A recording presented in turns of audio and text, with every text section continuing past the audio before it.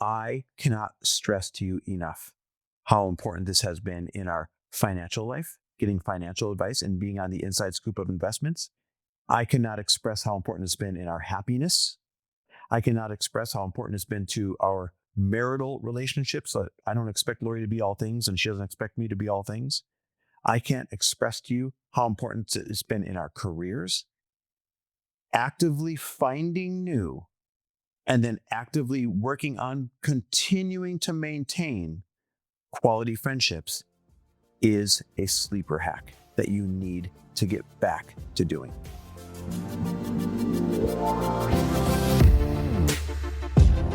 Welcome, everybody, to the Chris Harder Show, where we are making you unapologetic about your pursuit of success, knowing that when good people like you make good money, they can then do great things. My name is Chris Harder, and several times per week, I will bring you epic guests, solo episodes, and every single tool, trick, and skill set you need to grow your business, grow your money mindset, and to grow your wealth to levels that you have never reached before. I've ended up in a unique place in life where I've got the experience, the connections, and all of the secrets that it takes to be successful. And I'm lifting the curtain to reveal it all to you in an effort to help put you in a position of abundance so great that you can then be as generous as possible. So let's lock arms and let's get started. And we're back. Here's another episode of He Said, She Said. And the pack is back, baby. Packers just won like moments ago. I'm a happy man. It doesn't take much to make me happy, does it?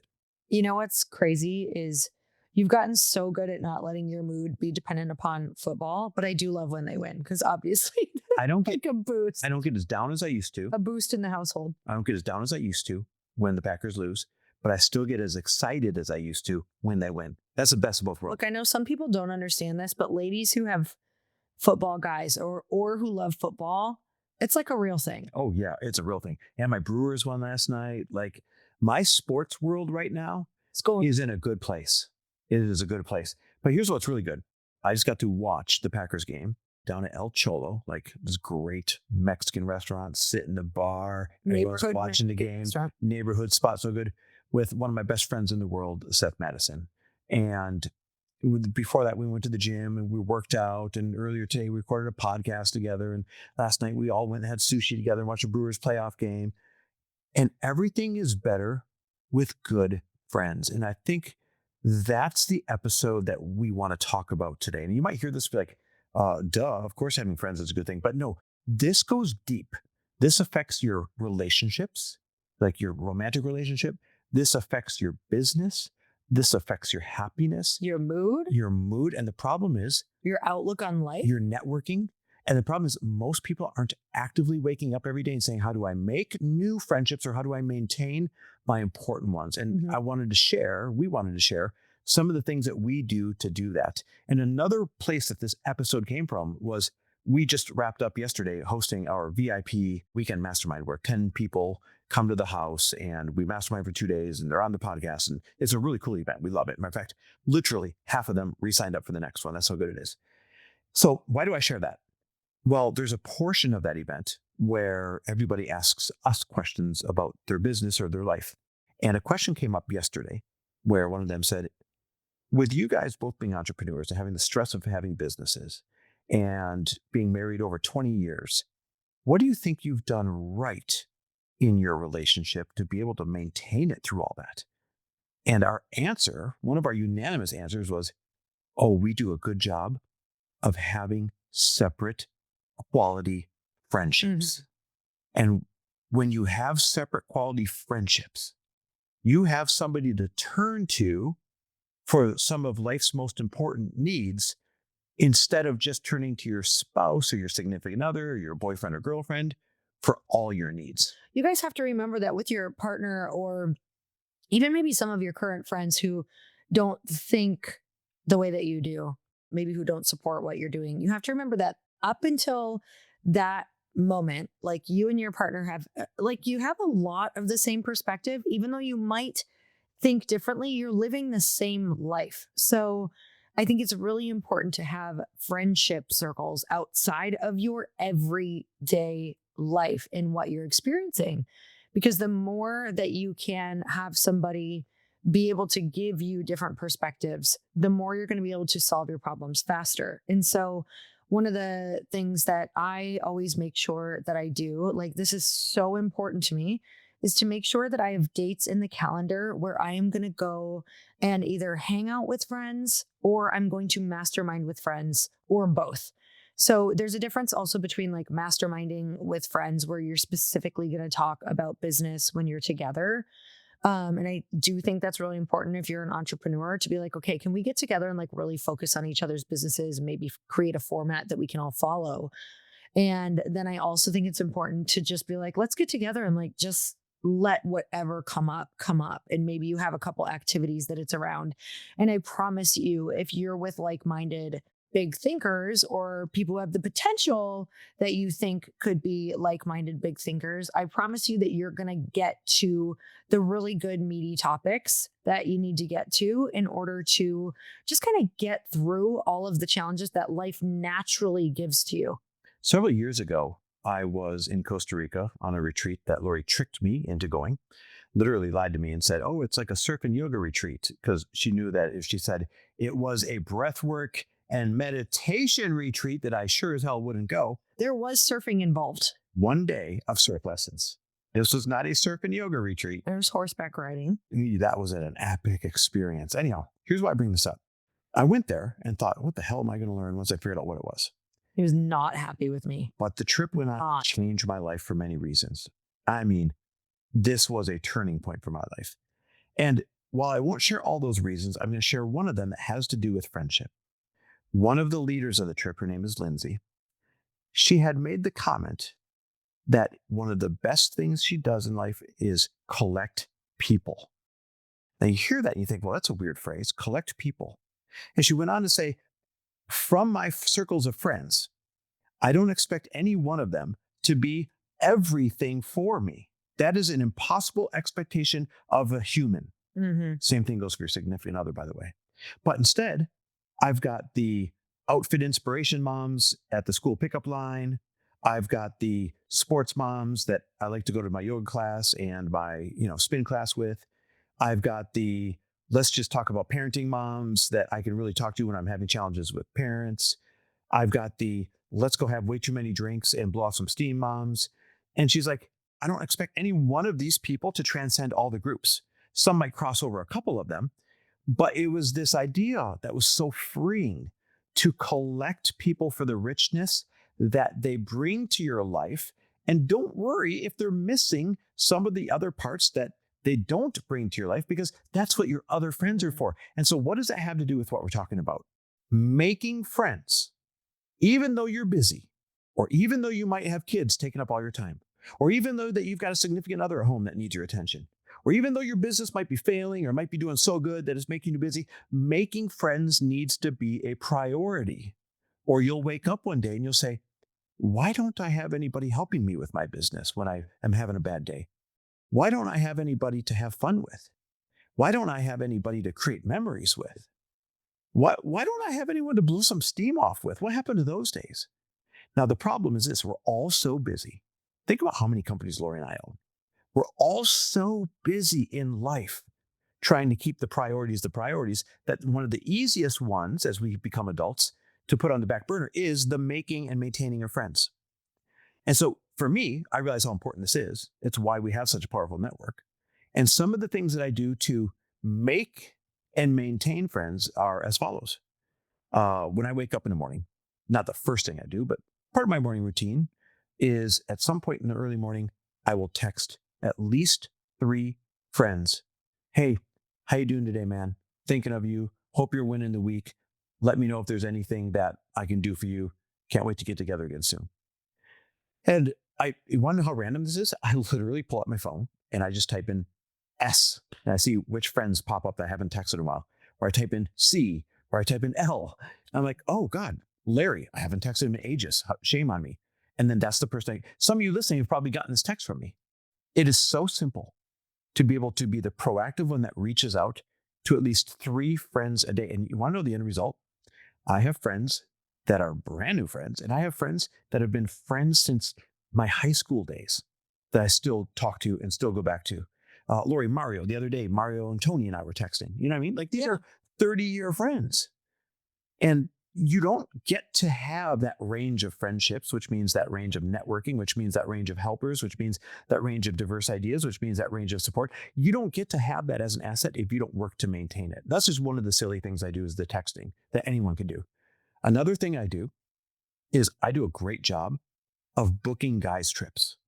And listen, you don't have to tell me twice. Nobody loves their wife more than me. Nobody loves to just like sit on an island with their wife and be perfectly fine and not need anybody else than me. So it's actually hard for me to do. When I book them, I'm like, I don't want to go. Like, oh, I don't want to leave. Oh, I don't want to do this. But I understand the importance of booking. So I'll be like, hey guys, we're going on this ski trip. Here's the hotel we're all staying at. Here's a few dates. What works best for you? Hey guys, we're all going to this football game. Here's the dates. Here's the hotel I want all of us to stay at. Looks really cool. Who can make it? And it's these intentional guys trips so that you can spend quality time together in person that can't be replicated by a text or a phone call. That maintains these relationships even when I don't feel like doing it. And listen, if you're like, must be nice, I don't have the time. Must be nice, I don't have the money. Must be nice, you don't have kids. I don't think you understand our schedule, number one. But number two, I would challenge you that those are limiting beliefs, because if it was important to you, you would find a way, even if it was simple as, hey friends, I live in Des Moines, Iowa. I found a great golf course. When could you all come in and I'll host you? I just reposted a post from Allison Ellsworth, who just sold Poppi. You can imagine that building $1 billion company during that phase while having, children and doing all the things you have to do to get it there is probably pretty intense. And she was on camera filming herself and she said, you know what? I never really burnt out. Like I don't really burn out because I have a secret to not burning out. And she's like, it's going to sound so stupid and simple, but it's building in time to go have fun. She's like, I go to festivals. I hang out with friends. I like to laugh. I make sure I do these things so that when I come back, I actually don't resent what I'm doing and I have energy and I like build it in. She's like, and it made me realize, where did we buy into the story that in order to be a founder, you have to be fucking burnt out? Yep. And just like, if you're not spent, that your investors are going to be pissed off at you. Like, I don't think your investors want someone who's frazzled, who's gaining weight, who's stressed, who doesn't see friends, have anyone to network with. When you go to need to raise money, you haven't done any work around making friends or networking because you're so freaking burnt out because you think that it's something that deserves a reward. I just don't think that that's it anymore. I truly don't. I think it's actually doing the opposite of what you believe it's doing. And I have to remind myself of that all the time because it's real easy for me to fall into the trap of thinking that I need to be working 24/7 every hour of the working day if I am not like spending it and feeling fried by the end of the day that I'm doing it wrong. And I'm like, I actually think we have it wrong. I think that the more fun that you're having in work and in life, the more you're a magnet for really big opportunities. Yeah, I totally agree. A couple more ways that I make new or maintain friendships. If you can find a meaningful thing in your life that you want to track, something that's important to you, and then find the like-minded individuals who it's important to as well. It's as simple as starting a weekly check-in on a text thread and tracking it. So I've got one small group of guys where we report our net worth once a month to each other. And it's as simple as a text thread and a conversation. I've got another guy who I met through a business function and I was like, I think we kind of be friends. And he had mentioned that he was trying to get in the best shape of his life. I'm like, oh man, I'm on the comeback too. And he says, hold each other accountable. And so every single Sunday we send each other, I joke to Lori, I go, Lori, I sent my nudes. We send each other a shirts off pic showing the progress. And we weigh ourselves on the scale. Say, okay, here's the scale. Here's the progress I made or didn't make. And here's my plan for the week. And that is not only has it really worked, but I now have developed a relationship with this guy that I'm pretty sure I wouldn't be friends with or have a good friendship with had I just met him at this business function. Oh yeah, you're cool. And you think I'm cool. But then we went back to our normal lives. And now he's also somebody that I can reach out to and be like, hey, I really need an investor for this. Or, hey, I really need advice, because he's an incredible business mogul as well. And so those are some clever ways to maintain friendships. Some ways to make friendships is get off your ass and leave your house. And like, once again, I know some excuses are coming up, but I would challenge you to check in if those are limiting beliefs And so, leave your house and like I'm going to pickleball once or twice a week to the pickleball club where I don't know any of the people there, but I just jump into games and then I meet people. And recently I went and met a new hard money lender through a guy that I met at the pickleball club. And it's doing things like proactively getting off my ass and leaving the house even when I don't feel like it to go do something that I don't feel like doing in the very moment, but end up having fun doing that allows me to make new friendships. Yeah, and something really cool, because you had mentioned that Seth is here visiting right now. Something really cool that he said yesterday. He was like, we think like making friends is just about like meeting people and hanging out a few times. And he said, there's nothing like time spent that actually creates a friendship. Yeah. And I really look at all of my really good friends, and we had something that kind of in the beginning, maybe we hung out a little bit, but then we did something that threw us together for maybe a day or two or three or four. And it was those things that we went away for the weekend, or we went away for a week, or we did an event together. We really spent a lot of hours together that kind of pushed that friendship from like, yeah, they're friends, to like, oh, we're really good friends and we want to make sure we make time for this. So there is nothing like time spent. And I even told Chris, I was like, most of the women I am like really good friends with now, I didn't really like in the beginning. Like I didn't super gravitate towards. I was like, they're okay. And it wasn't until the things that we did like made us spend time together, because I have to tell you, I don't think a lot of people are willing to get vulnerable right away. And vulnerability is what creates friendships, not just like, hey, cool, great job at that. Or wow, tell me about all your highs. It's when you get into the nitty gritty, and that doesn't come right away for a lot of people, especially high achieving people. We don't like usually get down to like what isn't going well, or our challenges growing up, or the traumas that we had. Like it's typically not something we love to talk about. So that doesn't happen until you really spend a lot of time together. So you cannot replace quality time and forcing yourself to do these things with people in order to get over that first weird hump of like, yeah, they're all right. Why can't I seem to find the people I really like? Or I feel like nobody's like me, or I feel like people just don't get me, or there's nobody out there, as we live in like 1,000,000+ people cities, you guys. There is fucking people exactly like you. You just haven't spent enough time with them to let your guard down, let their guard down, and to actually connect. This is interesting too.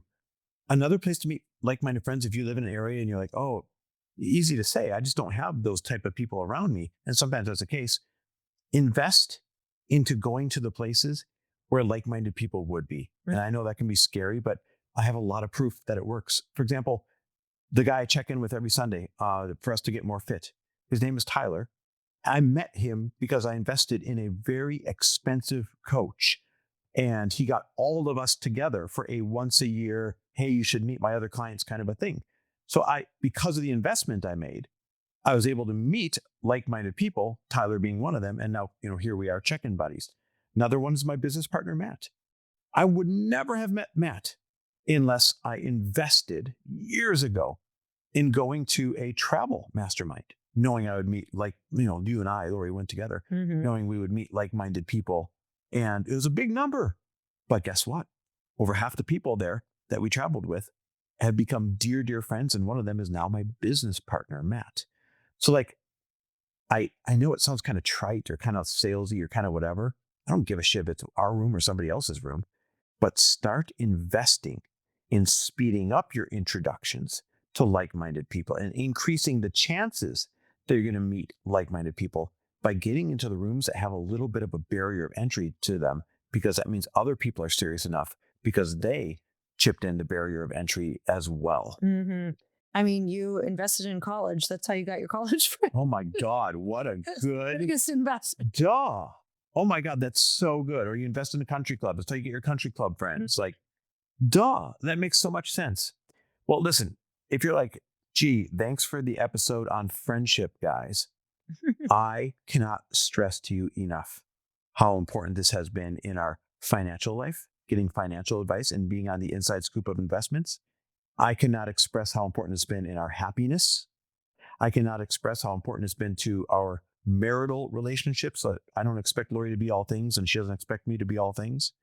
I can't express to you how important it's been in our careers.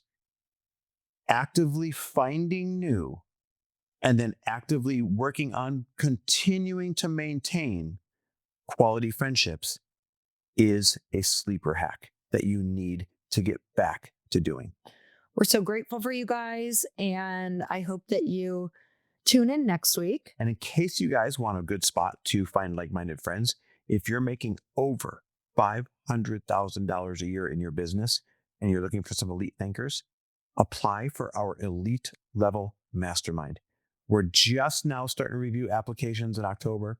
We're going to start to do all those interviews in November, and it's first come, first serve for the applications. Now, almost everyone in there is a 7 or 8 figure business, but you're allowed to apply as long as your business earns at least $500,000. And it is the best in-person experience. Lock arms for a year with ride or dies, get like the hookup and learn from some of the most incredible people in Lori's in my network. Plus, of course, Lori and I get a bunch of coaching and access. It's our highest level offering, and it's really cool. So if you're interested in filling out an application for the 2026 season for that, every year there's not that many spots left. So literally hurry over to chrisharder.me/mastermind and click apply. That's chrisharder.me.me/mastermind and click apply. All right, guys, thanks for listening. Love and appreciate you. And we'll see you next week. Thanks for listening. And if you loved this episode and know of someone else who is as successful as they are generous, please pass them on to me. It would mean the world to me if you help me get this cause and this message out to as many listeners as I can. So please, if you liked what you heard, it goes a long way if you take 30 seconds and leave me a 5-star review and share this with your friends. I'll be forever grateful. And until the next episode, cheers to your success.